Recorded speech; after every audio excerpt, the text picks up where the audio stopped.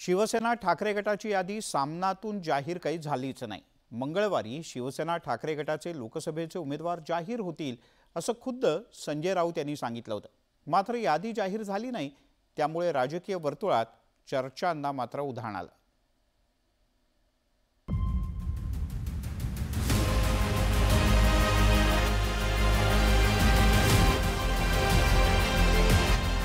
लोकसभा निवडणुकीचा पहिला टप्पा जवळ येत असल्याने उमेदवारांची घोषणा व्हायला सुरुवात झालेली आहे।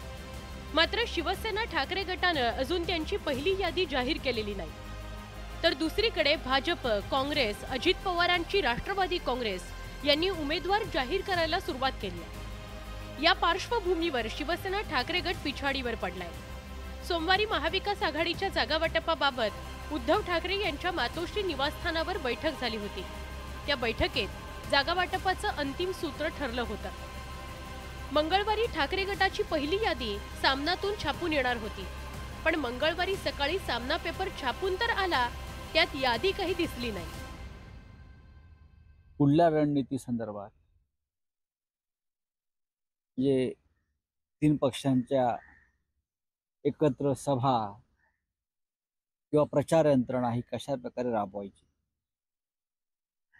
उमेदवारांच्या घोषणा एकत्रित करता येतील का, या संदर्भात चर्चा झाली। आणि ती चर्चा अर्थातच पवार साहेबांबरोबर नेहमी सकारात्मक चर्चा होत असते। राज्यात महाविकास आघाडीमध्ये एकजूट राहण्याकरता आणि जागा वाटप पूर्ण झाल्यावर विविध आघाड्यांवर निवडणुकीकरता व्यूहरचना सोमवारच्या बैठकीत ठरवण्यात आली। उद्धव ठाकरे आणि शरद पवारांमध्ये याबाबत विस्तृत चर्चाही झाली। लोकसभा निवडणुकीत राज्यात भाजप विरोधात काय रणनीती असावी आणि लोकसभेकरता संयुक्त प्रचाराचा धडाका सुरू करण्याचं नियोजन सुद्धा सोमवारच्या बैठकीत झाल्याची माहिती आहे। शिवसेनेची पहिली यादी ही तयार आहे आणि मी काल आपल्याला म्हणालो होतो की आज दिवसभरात ती आम्ही प्रसिद्धीला देऊ। काँग्रेस, राष्ट्रवादी काँग्रेस, शिवसेना तिन्ही पक्षांनी आपापलं जागा वाटप हे जवळजवळ पूर्ण केलं।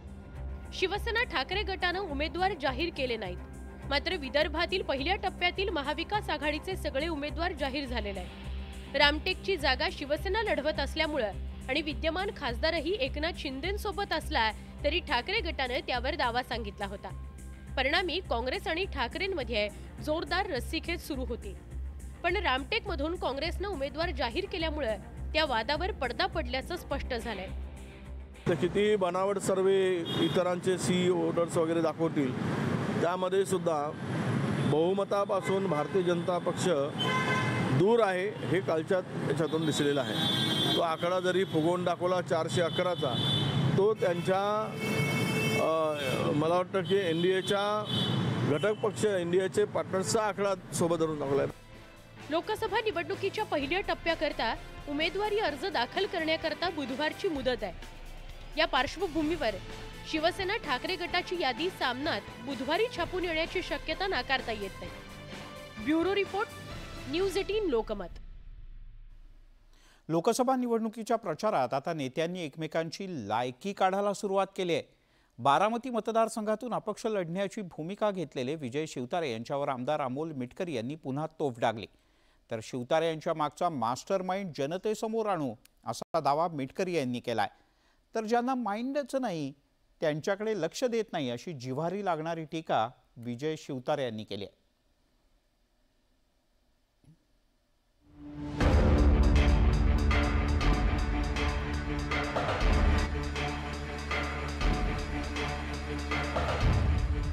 बारामती मतदारसंघ सध्या विजय शिवतारेंमुळे चांगला चर्चेत आहे। विजय शिवतारे महायुतीतील शिवसेनेचे नेते आहेत। असं असतानाही विजय शिवतारेंनी बारामतीत अजित पवारांच्या पत्नी सुनेत्रा पवारांच्या विरोधात लढण्याची भूमिका घेतली आहे। बारामतीचा सातबारा पवारांच्या नावावर आहे का, असा सवालही विजय शिवतारेंनी उपस्थित केला होता। विजय शिवतारेंची मुख्यमंत्री एकनाथ शिंदेंनी समजूत काढण्याचा प्रयत्न केला, मात्र शिवतारे काहीही ऐकण्याच्या मनस्थितीत नसल्यानं आता राष्ट्रवादी काँग्रेसने चांगलेच खडे बोल सुनावलेत। शिवतारेची एवढी अवकातच नाही की तो एवढा बोलेल। शिवतारेच्या मागचा मास्टर माइंड दुसरा आहे. तो कोण आहे? कोण आहे? सांगा ना. महायुतीतला आहे का सांगतो तुम्हाला, ऐकून घ्या पूर्ण. पुरंदर किंवा बारामतीच्या लोकसभेमध्ये ज्यावेळेस आम्ही प्रचाराला जाऊ त्यावेळेस तो कोण मास्टर माइंड आहे हे तुम्हाला आम्ही जनतेसमोर क्लिअर करून सांगू. विजय शिवतारेंची लायकी काढत मास्टर माइंडचा पर्दाफाश करू असं वक्तव्य अमोल मिटकरींनी केलंय.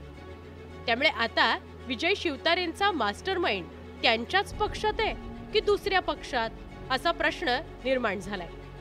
त्यामुळे विजय शिवतारेंच्या प्रतिक्रियेकडे सगळ्यांचं लक्ष लागलंय. 12 तारखेला 12 वाजता मी फॉर्म भरणार आहे आणि या ज्या काय पाशवी शक्ती आहेत त्यांचे 12 वाजवणार आहे. 12 तारखेला फॉर्म भरणे, पुढची प्रोसेस सुरू होईल. ज्या दिवशी चिन्ह मिळेल ते चिन्ह मिळाल्यानंतर मग ते पोहोचवण्याची संपूर्ण यंत्रणा आम्ही राबवू. विजय शिवतारेंनी बारामती लोकसभा लढणार आणि जिंकणारच असा निर्धारच केलाय. त्याकरता शिवतारेंनी मतदारसंघात भेटीगाठी घ्यायला सुरुवात केली आहे. महायुती असतानाही विजय शिवतारे यांनी अजित पवार यांच्या विरोधात भूमिका घेतली आहे. त्यामुळे अजित पवार गटाकडूनही विजय शिवतारे यांच्यावर जोरदार टीका सुरू करण्यात आली. परिणामी विजय शिवतारेंच्या भूमिकेमागे कोण मास्टर माइंड आहे आणि तो खरंच जनतेसमोर येईल का असा प्रश्न आता निर्माण झालाय. Bureau report, news 18 Lokmat. कधी